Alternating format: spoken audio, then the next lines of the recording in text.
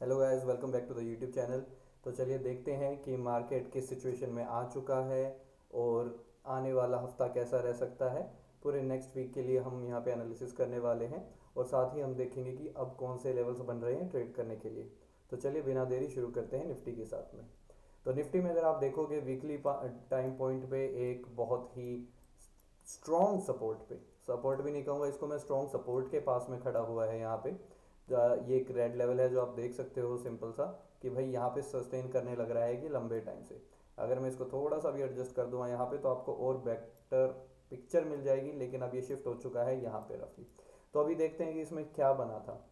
Nifty का weekly time frame हम देखेंगे तो उसने बहुत ही ज़्यादा बियरिश कैंडल यहाँ पे बनाई थी और अपने डाउन ट्रेंड को ये बनाने की कोशिश तो कर रहा था यहाँ पे, कि जैसे एक लोअर हाई दिया था लेकिन लोअर लो नहीं बना पाया है, तो इसलिए हम इसको नहीं कह सकते हैं कि स्ट्रक्चर चेंज हुआ है यहाँ पे। वीकली टाइम फ्रेम में, लंबे टाइम फ्रेम के अंदर में बेरिश पोजीशन के अंदर में मार्केट चला जा चुका है, नहीं। हालांकि ये ऑल टाइम हाई के पास से अगर देखोगे, पिछली बार इसने मारा था लो, तब था रफली 11.5% के पास में, और अब की बार भी गया था रफली 11.25% के पास तक ये जाके आया था। लेकिन एंड में क्या सीन हुआ, उसने प्रीवियस जो कैंडल थी उसके नीचे एक बार डिप दी, लोगों को ट्रैप किया यहाँ पे, जो भी सेलर्स थे, नए सेलर्स आना चाह रहे थे वहाँ पे ट्रैप किया, और फिर एक शार्प रिवर्सल करके पिछले हफ्ते हमने देखा कि मार्केट को ऊपर क्लोज कर दिया। अगर अब आप देखोगे तो यहाँ पर बहुत सिंपल सा प्राइस एक्शन बन रहा है कि यहाँ पर एक इनसाइड बार बना था, जो कि कौन सा है, ये वाला, ये एक इनसाइड बार बना था यहाँ पर। उसके बाद में अगर ये नीचे की तरफ तोड़ता इसको, जो कि ये तोड़ने गया था, तो लोगों को परफेक्ट सेटअप दिया, सब कुछ दिया, लोगों को अच्छे से ट्रैप करवाया, और उसके बाद में क्या हुआ, उसके बाद में रिवर्सल लेके ऊपर की तरफ में जा चुका है। तो अब हमारा क्या रहेगा प्ले, हमारा प्ले सिंपल सा रहेगा, क्योंकि अभी इनसाइड बार का नीचे का यहाँ पर ब्रेकआउट फेलियर था, एक ट्रैप ब्रेकडाउन था यहाँ पर। तो अब सिंपल सा हम इसके ऑपोजिट साइड में मार्केट को मूव करते देख सकते हैं, कुछ इस टाइप से। अब इसके ऊपर से हमारा टारगेट रहेगा इस रेड कैंडल के हाई के पास में, वो स्टॉप लॉस रहेगा अगर कभी भी ये जो ब्लू लाइन है इसके नीचे क्लोजिंग देता है। जी हाँ, क्लोजिंग देता है तभी। आई नो बहुत बड़ा आपको ऐसा लग रहा होगा, लेकिन उसी हिसाब से ट्रेड बनती है अगर आप वीकली टाइम फ्रेम में बड़े टाइम फ्रेम के लिए देख रहे हो तो। ये मार्केट की जनरल डायरेक्शन हमको मिल गई कि मार्केट को हम यहाँ से एक्सपेक्ट कर सकते हैं ऊपर की तरफ जाने के लिए। अब आते हैं डेली टाइम फ्रेम में। डेली टाइम फ्रेम में देखोगे तो क्या बना है, डेली टाइम फ्रेम में एक नेगेटिव कैंडल बनी है। हो गया ना, अब यहाँ पे घुमाओ, पिछली बात को एकदम इसने उल्टा कर दिया। लेकिन अगर आप कहीं ना कहीं इस चीज़ को देखोगे तो निफ्टी ने यहाँ पे डबल बॉटम भी फॉर्म कर दिया है। यहाँ पे आया, अप साइड गया, और फिर एक बार नीचे डबल बॉटम देके अब ऊपर की तरफ जाने लग रहा है। तो जब ये इस नेकलाइन को तोड़ देगा तो मार्केट दोबारे से हम उसको बुलिश पैटर्न की तरफ में जाते हुए देख सकते हैं, बुलिश फेज में। लेकिन वहां तक उसको आना पड़ेगा, और वही हमारा टारगेट है कि पहला स्टेप तो यही है कि वहां तक आना, हमारा वो टारगेट है। अगर उसके ऊपर में क्लोजिंग देके ब्रेकआउट दे देगा तो हमें एक अच्छा अपमूव आने वाले टाइम के अंदर में बजट के पास तक का देखने को मिल सकता है। अभी कई सारे फैक्टर्स आ रहे हैं, और उसी के साथ में ही यहाँ पर अब वोलेटिलिटी है वो पीक पे होने लग जाएगी इस पूरे मंथ में। ऐसा क्यों, क्योंकि बजट आने लग रहा है। बजट तो हर साल आता है, हर साल वॉलेटिलिटी होती है, लेकिन इस बार क्या स्पेशल है, इस बार स्पेशल ये है क्योंकि अब की बार अनाप शनाप टाइप के टैक्सेस की वजह से कुछ ज़्यादा ही चर्चा में हो चुके हैं अब की बार, कि कैसा बजट आ सकता है, क्या लोगों को रिलीफ देगा ये अब की बार, क्या लोगों का अब की बार में टैक्स में कुछ रिलैक्सेशन देगा। उस चीज़ों के बेस के ऊपर में बहुत ज़्यादा वॉलेटिलिटी रहने वाली है, क्योंकि अगर कंटिन्यूसली अगर वो रिलीफ नहीं दे रहे हैं कई साल से, मतलब लगातार नहीं दे रहे हैं और टैक्स पे टैक्स बढ़ाए जा रहे हैं, तो कहीं ना कहीं एक नेगेटिव न्यूज़ बन जाती है। अगर उसको रिलीफ देंगे, कुछ आपको इन्फ्लेशन से राहत मिलेगी, काफ़ी सारे फैक्टर्स हैं जिसकी वजह से अब की बार एक बहुत क्रूशियल मोड पे खड़ा है मार्केट। तो इसीलिए वॉलेटिलिटी बहुत ज़्यादा बढ़ने वाली है। तो सेफ प्लेयर्सों को मैं यही कहूँगा कि थोड़ा सा अवॉइड करें मार्केट को थोड़े टाइम के लिए। लेकिन अगर आप हल्का सा भी रिस्क अफोर्ड करना चाहते हो या आपको मिस नहीं करना है ये पीरियड, तो आप एक पोर्टफोलियो बना के चलिए, हैच करके चलिए अपनी पोजीशंस को। बिल्कुल भी ऐसा मत सोचना कि बहुत ज़्यादा बेरिश हो गया है या बहुत ज़्यादा बुलिश चला जाएगा, नहीं, ऐसा नहीं होता है। आमतौर पे आप कभी भी देखोगे तो उसके आसपास में वॉलेटिलिटी बहुत मिलती है, तो लोगों को एडजस्ट करते हैं। क्या पता आपकी बार में इंफ्रास्ट्रक्चर में ज़्यादा बजट अलोकेट कर दें, तो हर कोई शिफ्ट कर देगा फिर बजट के जो भी बेनिफिट लेने वाले स्टॉक्स हैं, जो भी इंफ्रास्ट्रक्चर वाले स्टॉक्स होंगे उनमें चला जाएगा। अगर हेल्थ सेक्टर की साइड में ज़्यादा बजट दे दिया तो फिर वो फार्मास्यूटिकल, ये हॉस्पिटल्स वगैरह इन सब स्टॉक्स के पीछे में जाने लगेंगे। अब आपको इस सेक्टर रोटेशन का भी ध्यान देना बहुत ज़रूरी है कि क्या थीम चल रहा है, क्या उस टाइम पे फोकस में चल रहा है।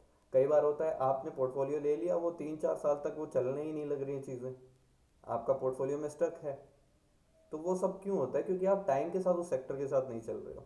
जैसे पीछे बूम आया था, बहुत तगड़ा आया था पिछले बजट के आसपास में, HAL वगैरह इन सब का डिफेंस वालों के अंदर में आया था।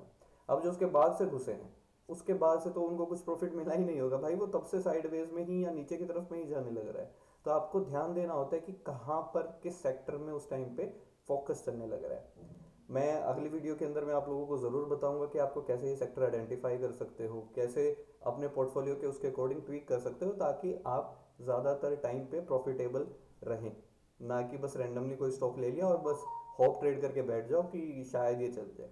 तो हमें मार्केट की जनरल डायरेक्शन जैसे हमने देख लिया निफ्टी पे वापस आते हुए, कि बुलिशनेस का हम यहाँ पे देख सकते हैं, डबल टॉप का, सॉरी डबल बॉटम का यहाँ पे पैटर्न बनाया था, एक बार यहाँ पर, दूसरी बार यहाँ पर, उसके बाद में डब्ल्यू फॉर्म करते हुए ऊपर की तरफ जा सकता है। और हमारा कहीं ना कहीं टारगेट भी उसी के पास में ही है, जो हमने इनसाइड बार के अगेंस्ट में एक सिंपल सा स्ट्रेटेजी का हम पोजीशन को सोचेंगे तो वो आएगा।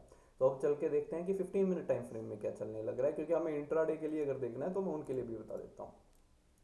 अगर आप देखोगे इंट्राडे के अंदर में इसने स्ट्रक्चर को तोड़ा है, बिल्कुल तोड़ा है भाई। तो इंट्राडे के अंदर में देखोगे पहले क्या कर रहा था, ये देखो क्या कर रहा था, बार बार हायर हाई बनाने की ट्राई करता जाता, हायर हाई बनाता गया, हायर हाई बनाता गया, लोअर हाई अब तक नहीं बना था, ना ही लोअर लो बना था। फर्स्ट टाइम लोअर हाई बना, फिर अब लोअर लो भी बनाया। ये आपको बहुत ध्यान देने की जरूरत है। हमारा वीकली टाइम फ्रेम में बुलिश है, एग्री। डेली टाइम फ्रेम में डाइसी है, ऊपर की तरफ जाना चाह रहे डबल टॉप डबल बॉटम बनाने के बाद में, अभी भी डाइसी है बीच में। क्यों? क्योंकि उसको स्पीड से नहीं जा रहा है। तो आपको ये देखना होगा कि हमेशा ऐसा नहीं होता डबल बॉटम बना तो अगले दिन ही पूरा ऊपर तक चला जाएगा, नहीं, वो बीच में डाइसी करता है, झुलाता है। तो अभी ये झुलाने वाली सिचुएशन पे है। 15 मिनट टाइम फ्रेम में हमने देखा कि ये अपना स्ट्रक्चर तोड़ के बेरिश बन गया। अब बियरिश बन गया है तो इसका नुकसान क्या है भाई? अब हम क्या इसका मतलब पुट ट्रेड लें या कॉल ट्रेड लें या क्या सब होता है? तो देखिए यही चीज़ें आपको समझनी ज़रूरी है, इसीलिए मैं आपको लिए ये एनालिसिस शेयर करता हूँ। अब सिंपल सी बात है कि एक बार इसको जो इसने यहाँ पे स्ट्रक्चर ब्रेक किया था, यहाँ पे पिछला स्ट्रक्चर कहीं ना कहीं यहाँ पे इसने ब्रेकआउट दिया था, अब लोगों को लगेगा कि ये रीटेस्ट है। देखिए रीटेस्ट कभी इतना छोटा सा नहीं होता है। अगर आप स्मॉलर टाइम फ्रेम में आ रहे हो तो इसको रिटेस्ट में बिल्कुल भी नहीं कहूँगा। यहाँ पे स्ट्रगल कर रहा था कि ऊपर जाऊँ या नहीं जाऊँ, अब गया है तो अब एक बार आके वापस नीचे की तरफ आके रिटेस्ट कर सकता है। ठीक है, कहाँ तक कर सकता है रिटेस्ट? देखिए मार्केट का बॉटम किसी को नहीं पता, लेकिन मोस्ट प्रोबेबली जो हम देखना चाहते हैं वो क्या रहेगा। अभी बहुत इंटरेस्टिंग में क्यों रह रहा है ये मार्केट? क्योंकि हमारा टाइम फ्रेम में बिल्कुल अपोजिट चल रहा है। Daily weekly higher time frame में बुलिश है, स्मॉलर टाइम फ्रेम में बेयरिश है। तो इस टाइम पे ये लोगों को ट्रैप करेगा। कैसे ट्रैप करेगा? लोगों को लगेगा कि भाई ये अब बन गया है, बियरिश पैटर्न बन गया है तो हम लेके चल लेते हैं, नहीं, ये बिल्कुल गलत हो जाएगा। 15 मिनट टाइम फ्रेम में हमारे लिए लेवल्स के लिए रहेगा सिंपल और सिंपल ये चीज़ें। अब आप ये देखिए यहाँ पर आने के बाद में इस ऑर्डर ब्लॉक को जो इसने यहाँ पे पेंडिंग करके गया था, फेयर वैल्यू गैप भी यहाँ पे इसने दिया था, उसको तो यहाँ पे टैप कर चुका है, लेकिन लिक्विडिटी लेने के लिए एक बार और नीचे आएगा। एक सांस में मार्केट ऊपर नहीं जाएगा दोस्तों, कितना भी बार आप मार्केट देख लो एक सांस में नहीं जाता है। जो एक सांस में जाता है वो सस्टेन नहीं होता, वो गिरता भी वैसे ही है फिर बिना पुल बैक दिए। यहाँ पे थर्सडे को गया, फिर उसके बाद देख लो फ्राइडे के अंदर पे पुल बैक की पूरी कसर कर दी उसने, पूरी जो भी उनका प्रीवियस डे की बची हुई थी वो कसर पूरी कर दी है। अब आपको यहाँ पे सिंपल सा देखना क्या होगा, यहाँ पे जो आपका ये ऑर्डर ब्लॉक बचा हुआ है इसको टैप करने के लिए आ सकता है। तो ऑर्डर ब्लॉक जो यहाँ पर है वो कहीं ना कहीं, ये देखिए ये जोन आ गया। अब यहाँ पे बहुत तगड़ा सपोर्ट बन रहा है, नीचे से ट्रेंड लाइन भी आ रही है तो वहाँ का भी सपोर्ट बनेगा। तो अगर मार्केट को कल अगर कहीं पर भी गैप डाउन यहाँ पर ओपन होता है और उसके बाद में प्राइस एक्शन ये मेरे को ऊपर की तरफ का दिखाता है कि गैप डाउन गया, नीचे गया, फिर उसके बाद ब्रेकआउट करके जब वापस आएगा, ये अगर स्ट्रक्चर बनाएगा तो मैं इसके अंदर पूरा बुलिश हो जाऊंगा। केवल उस केस में जब मेरी कंडीशंस मीट होंगी तभी। अगर गैप डाउन देने के बाद ये स्पीड से नीचे जाने लगा तब क्या होगा? ये हम सिनेरियोस डिस्कस कर रहे हैं कि गैप डाउन होता है अगर, तो अगर मान लो ये गैप डाउन ओपन होता है और स्पीड से नीचे जाने लगा तो मैं यहाँ पे ट्रैप बनने का वेट करूंगा, एज सिंपल एज दैट। क्यों? क्योंकि लोगों को लगेगा भाई सपोर्ट तोड़ दिया, ट्रेंड लाइन तोड़ दिया, ये सब तोड़ ताड़ के नीचे आ गया, हर कोई पुट के अंदर में घुसेगा और वहां पे ही सब लोगों को ट्रैप करेगा। और जब ये ट्रैप बना के वापस ऊपर जाने लगेगा, तब आप देखना क्या मजा आएगा, क्या शॉर्ट कवरिंग के साथ में ऊपर जा सकता है फिर ये उसके बाद में। तो ये तो था चलो गैप डाउन के बाद में क्या सिचुएशन रह सकती है। अगर मान लो कहीं पे भी फ्लैट ओपन होता है इस रेंज के पास में, तब क्या करना है? कुछ मत करो, प्रीमियम मीटिंग चलेगी, रहने दो, ठीक है। फ्लैट कहीं पे भी ओपन होता है, I am not interested at all. हल्का सा गैप अप होता है, हाँ फ्लैट ओपन होता है, उसके बाद इसके जब नीचे जाएगा और नीचे जाने के बाद में ये प्राइस एक्शन ऐसे बनाएगा, तब मैं यहाँ पे एंट्री लेने में इंटरेस्टेड हूँ, केवल उसी केस में, अदरवाइज नहीं। अगर सीधा इसमें बड़ा गैप डाउन दे दिया तब तो मैं बिल्कुल भी इंटरेस्टेड नहीं हूँ डाउन साइड में, अनलेस ये नीचे आके फिर से ये प्राइस एक्शन बनाएगा। मैं बहुत छोटा स्टॉप लॉस लूंगा क्योंकि यहाँ पे ये ट्रैप होने के हाईएस्ट चांसेस होंगे उस टाइम पे। अगर फ्लैट ओपन होता है तो उसके बाद अगर ये नीचे आता है वहां से, तब मैं इस कंडीशन के अंदर में एंटर करूंगा, अदरवाइज नहीं, क्योंकि मुझे पता है यहाँ पे ऑर्डर ब्लॉक है, यहाँ पे तगड़ा लेवल का सपोर्ट है, ट्रेंड लाइन का सपोर्ट है, बहुत सारी चीजें हैं जो इसको किसी भी सेकंड ऊपर उठा सकती है। अगर गैप अप ओपन होता है उस केस के अंदर में आप लोग सोच लीजिए आपकी ट्रेड गई। क्यों? क्योंकि गैप अप ओपन होने के बाद में इतनी स्पीड से ऊपर चला जाएगा, रनिंग कैंडल में लेने का कोई मतलब नहीं होता दोस्तों। तो रनिंग कैंडल में अगर आपको लेने से बचना है तो आपको क्या करना पड़ेगा? जाएगा पुल बैक का वेट करके फिर जब जाने लगेगा तब हम यहां पे एंटर हो सकते हैं इस टाइप से, छोटा स्टॉप लॉस मिलेगा तो, अदरवाइज नहीं। क्योंकि हमें पता है हम लॉन्ग लेने चाहते हैं, हम लॉन्ग लेना चाहते हैं, हम शॉर्ट नहीं करना चाहते हैं इस चीज़ को, क्योंकि हायर टाइम फ्रेम में ये बुलिश है। तो स्मॉलर टाइम फ्रेम में थोड़ा बहुत भी अगर ये बेरिश कहीं पे निकलता है ना, तो वो भर भर के लोगों को ट्रैप करेगा। तो इस बातों का ध्यान आप जरूर दीजिएगा। फिर उसके बाद में आते हैं बैंक निफ्टी का। बैंक निफ्टी के अंदर अगर हम चलते हैं फिर से वीकली के अंदर में सबसे पहले, ठीक है, मैं एक बार ये सारी ड्रॉइंग्स हटा देता हूँ। अब वीकली के अंदर में बैंक निफ्टी के अंदर में भी प्रॉपरली सेम स्ट्रक्चर दिया है। इतनी बड़ी साढ़े मतलब 5.25% की वीकली कैंडल थी कि मैं बेयरिश हूँ भाई। यहाँ पे सब कुछ दिखाया, सबको दिख रहा होगा, अब यहाँ पे हेड एंड शोल्डर बनता हुआ सब दिखेंगे भाई, सब कुछ दिखेगा, लेकिन कंटिन्यू करा नहीं। तो जब तक कंटिन्यू नहीं कर रहा तो क्या करता है? ट्रैप कर रहा। इनसाइड बार बनाया था यहाँ पे भी सेम, उसका ब्रेकडाउन देने की इसने ट्राई करी प्रॉपर, और फिर वहां से ऊपर। अब यहाँ पे भी सेम हमारा पैटर्न बन चुका है कि हम इनसाइड बायर को ट्रेड करने वाले हैं अपोजिट साइड की तरफ में, व्यू के तौर पे, ये सिर्फ व्यू है। और यहाँ पे जब तक इस नीचे के इस लेवल के नीचे क्लोजिंग नहीं दे देगा तब तक हमारा ऊपर का टारगेट इंटैक्ट रहेगा, और यही इसका वीकली का। तो ये तो था इसका वीकली टाइम फ्रेम का। आप डेली टाइम फ्रेम में देखोगे तो इसने क्या किया है, प्रॉपर एक नेगेटिव कैंडल बनाई है, जो मार्केट को उठाने की ट्राई करी थी उसके साथ में इसको गिरा भी दिया। उसके साथ साथ आप देखोगे कोइंसिडेंटली वीकेंड के आसपास में जब ये हो रहा है, एक न्यूज़ चल रही है बहुत ज़्यादा कि चाइना में फिर से एक और वायरस आ रहा है, उसका आउटब्रेक हो रहा है। तो देखिए मैं सिंपल सा आपको बताता हूँ, मार्केट के अंदर जब भी नेगेटिव न्यूज़ है ना, समझ जाओ मार्केट ऊपर जाने वाला है। इस तरीके की अगर न्यूज़ आती है, आप समझ जाओ नीचे तो नहीं जाएगा वो। क्यों? क्योंकि अब रिटेलर्स सारे कहाँ जाएंगे न्यूज़ सुनते ही? नीचे भागो, नीचे भागो, सेल करो, सेल करो। आपको क्या लग रहा है बड़े इन्वेस्टर्स इस टाइम पे क्या करेंगे? उनको पहले से नहीं पता होगा ये सारी न्यूज़? सबको पता होता है। बस बात वही आती है कि न्यूज़ के ऊपर में ना आपको उल्टा जाना चाहिए। इसके पीछे कहावत भी है, अगर कई लोग फॉलो करते होंगे तो उनको पता होगा, buy the rumours sell the news. क्योंकि न्यूज़ आने के बाद तो हर कोई उस डायरेक्शन में जाता है, तो उल्टा जाओ। अरे न्यूज़ यहाँ पे आ रही है बेरिश, मैं नहीं हूँ उसमें, I am sorry, I am not part of that. मेरे को वो करना ही नहीं, इंटरेस्टेड ही नहीं है। क्योंकि मेरे को वीकली टाइम फ्रेम में दिख गया नीचे जाने से फेल हो गया, डेली टाइम फ्रेम में कर रहा है अभी भी लोगों को ट्रैक नीचे की तरफ में जाने का, थोड़ा सा डाइसी है इसका। निफ्टी ज़्यादा स्ट्रॉन्ग है तो निफ्टी की आपको बेहतर ट्रेड मिल सकती है। हाँ, नीचे जाना है तो भाई सिंपल है ना, जब तक मेरा ट्रेड स्टॉप लॉस है हमारे पास, हम उसके अकॉर्डिंगली प्लान करते हैं। ऊपर जाएगा तभी हमारी बाई की ट्रेड बन रही, नीचे का ऐसा नहीं है भाई कि मार्केट क्रैश कर रहा है भाई वगैरह ना, ऐसा नहीं होता है, ठीक है। चलिए अब उसके बाद में देखते हैं 15 मिनट में आते हैं कि हमें डेली के अंदर तो देख लिया कि भाई उसने बेयरिश उसने सिग्नल दिया है प्रॉपर, ठीक है, कि 1.2% समथिंग डाउन गया है। अब 15 मिनट्स में आप देखोगे एक प्रॉपर यहाँ पे चैनल के साथ में नीचे आने लग रहा है, ओके। लेकिन आपको उसके साथ में एक चीज़ देखनी पड़ेगी, जो इसके नीचे आने की स्पीड है। पहली बार में इतना गया, पुल बैक दिया, अगली बार के अंदर में आया बहुत कमज़ोरी से, फिर उसके बाद आया। अब आप इन तीनों में डाउनफॉल्स के अंदर में फ़र्क देख रहे हो, स्ट्रेंथ कितनी कम होती जा रही है। पहली बार में तो फुल स्पीड से आया, दूसरी बार में आया 2 कैंडल थी, उससे आगे नहीं गया। अगली बार में आया लेकिन अगली कैंडल रिवर्स देने लगी। उसके बाद छोटी छोटी कैंडल्स बनी, लेकिन उसके बाद और ज़्यादा फुल स्पीड से नहीं आया। क्लोजिंग के टाइम तक वापस ऊपर थोड़ा सा वो उसको पुल बैक मिल चुका था। अब लेफ्ट साइड में आप देखोगे तो यहाँ पे आपको क्या दिख रहा है, यहाँ पे इसकी नेकलाइन दिख रही है हमें।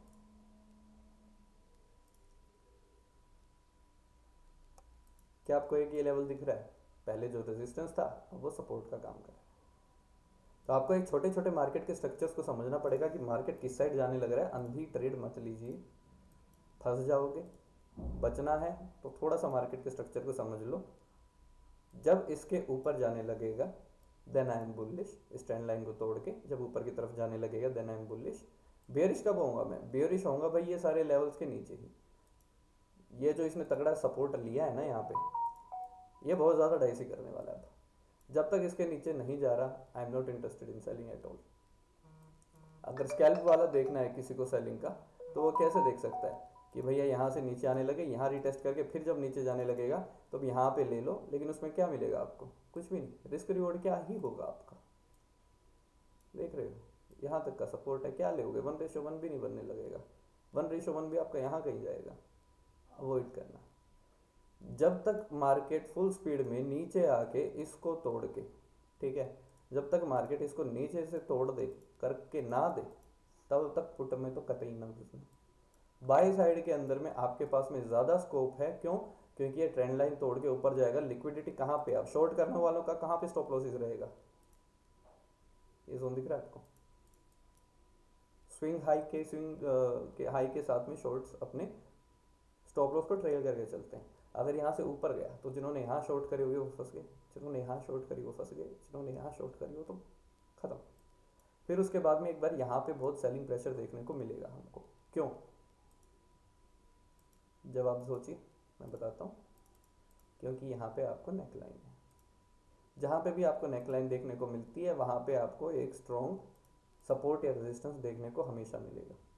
तो यहाँ पे आने के बाद में तगड़ा पुल बैक आ सकता है, फिर जब इसको ब्रेकआउट करेगा वहाँ पर आप देख सकते हैं इन चीज़ों को। और छोटा सा स्टॉप लॉस रहेगा आपका, स्टॉप लॉस देने से मत डरिए, मार्केट में हमेशा छोटा स्टॉप लॉस रखिए। 50-50 भी अगर आप ठीक रहते हो, मैं नहीं कह रहा एक्यूरेसी ज़्यादा, कॉइन फ्लिप की आपकी एक्यूरेसी है तो भी रिस्क होगा आपका 1, रिवॉर्ड होगा 2। एक बार हारे 2 जीत आ जाएगी आपकी, डबल आ जाएगा उसका, आपका स्टॉप लॉस कवर ऊपर से प्रॉफिट है। तो आपको ये मनी मैनेजमेंट सबसे ज़्यादा इंपॉर्टेंट रहता है। लेवल्स आपका थोड़ा सा समझाने की मैंने ट्राई करी, आई होप आप लोगों को कोई समझ आया हो। तो ये थे हमारे अभी के लेवल्स। इसके अलावा मैं एक और वीडियो डालने वाला हूँ जिसके अंदर मैं सेक्टर रोटेशन की बात करने वाला हूँ, लेकिन तब तक के लिए मैं आपको ये बता देता हूँ कि कौन कौन से सेक्टर्स रह सकते हैं। चलिए भाई, ये थोड़ा टाइपिंग का फिर वही गलती कर रहा हूँ, ठीक है। देखिए मेरे जो सेक्टर्स इस साल के लिए मैं सिलेक्ट करने वाला हूँ वो हैं डिफेंस, ठीक है, उसके अलावा मेटल, एंड उसके अलावा एआई से रिलेटेड जो भी स्टॉक्स हो सकते हैं। तो मैं मेरा फोकस रहेगा इसके में। उसके अलावा हमने एक चैलेंज लिया है जो है 50% returns on portfolio challenge in this year. Disclaimer दे रहा हूँ, ये कोई बाय सेल की रिकमेंडेशन बिल्कुल भी नहीं है, ठीक है। ये सारी चीज़ें मैं अपने टेलीग्राम चैनल पर डालता रहता हूँ, और मैं ये इस टाइप के चैलेंज लेता रहता हूँ कि पोर्टफोलियो का हमारा क्या क्या रह सकता है, किस तरीके का रह सकता है। मैं आपको मंडे वाली वीडियो में वो सब डाल दूँगा। जो लोग मेरे को इंस्टाग्राम पे जानते हैं वो इंस्टाग्राम पे फॉलो भी कर रहे हैं, वहाँ पे भी मैंने उस चैलेंज को और पोर्टफोलियो को वहाँ पे मैंने डाला हुआ है। उसके अलावा अगर आपको स्टॉक्स चाहिए या इस टाइप से आपको चैलेंज वगैरह में हमारे साथ देखना है, जुड़ना है कि क्या रहता है, तो चैनल को सब्सक्राइब करो, लाइक करो और आने वाली वीडियो का वेट करो। तब तक के लिए बाय, टेक केयर।